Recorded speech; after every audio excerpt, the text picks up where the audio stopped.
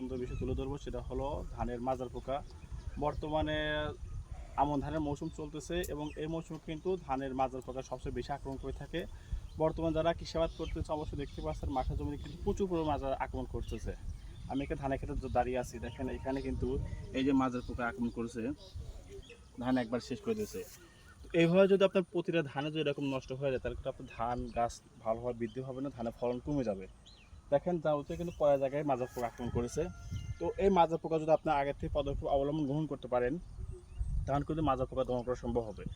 তো এই মাজা পোকা দমার জন্য আমাদের লিমিনাগ্রো কোম্পানি আছে রানজয়েন্ট প্লাস এবং সাথে আছে গ্রিনডাল। এই দুটো সমন্বয় কীটনাশক যদি একসাথে স্প্রে করতে পারেন তাহলে কিন্তু আপনার ধানের কোনো মাজা পোকা থাকবে না, মাজা পোকা সহজে দমন করা সম্ভব হবে।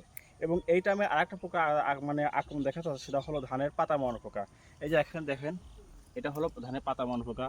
অনেকে বোঝেন না, এটা বলে পামরি পোকা। আসলে ভাই এটা পামরি পোকা না, এটা হলো ধানের পাতা মরা পোকা। পাতা মরা পোকা হলো ধানের পাতাকে গোল করে ভিতরে লুকায় থাকে এবং ধানের পাতাটা চার সাইড দিকে সাদা হয়ে যায়, এটা হলো ধানের পাতা মরা পোকা। এই পাতা মরা পোকার জন্য আপনি গ্রিন ডাল এবং রানজয়েন্ট প্লাস দুটোর সমন্বয় এক্সচেঞ্জ করতে পারেন। আপনি 3 দিনের মধ্যে রেজাল্ট পেয়ে যাবেন এবং পরবর্তী ধানে কোনো মাজা পোকা আক্রমণ হবে না।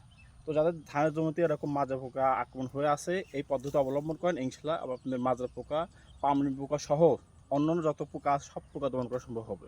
সবাইকে ধন্যবাদ। আসসালামু আলাইকুম।